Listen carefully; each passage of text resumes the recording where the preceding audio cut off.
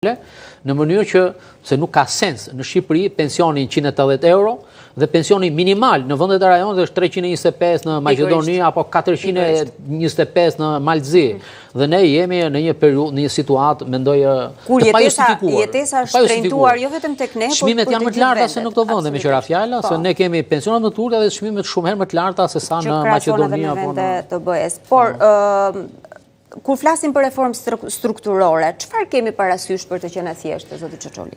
Atëherë, për ta thënë me pak fjalë, sepse duhet të jemi sa më të kuptueshëm. Jo, se kam dëgjuar në mënyrë të vazhdueshme. Flasim edhe për këto inspektoriatet rregullatore dhe shumë gjëra të tjera. Flasim vazhdimisht për një model të ri ekonomik, por nuk vjen modeli i ri ekonomik. Prandaj shumë e drejtë. Domthonë, kemi vërtet gati 3 dekada që ekonomistët MNZ tonët, njëri prej tyre është pikërisht profesor Xhepa, janë të pakët, i kemi më pak se një gishret e njerëz dorë, po kanë qenë gjithnjë konsekuent.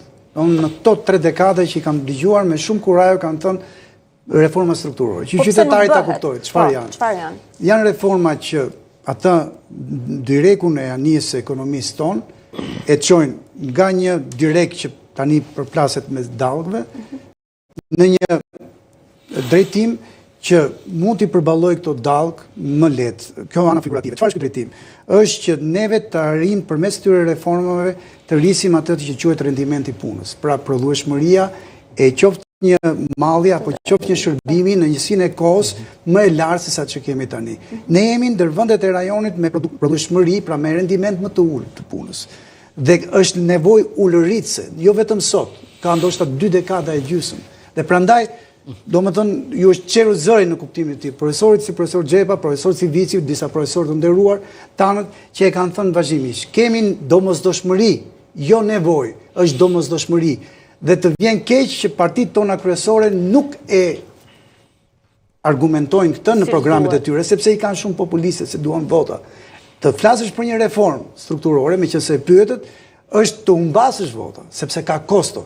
Njërën prej tyre shpjegoi shumë bukur profesor Xhepa, që është reforma strukturore thelbësore e pensioneve.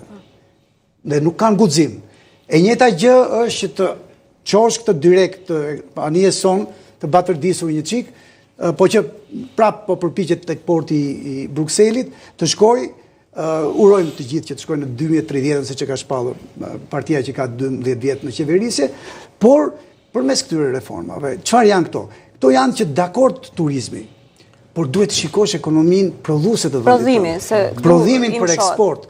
Aty të shikosh ti bësh ato ndërhyrje radikale, ndoshta edhe të dhimbshme, dhe ta ndihmosh realisht. Këto janë reforma strukturore që asnjëra nga të dy partitë nuk ka guxim sot. Në peshorën e 11 majit i vendosin. E kuptoj.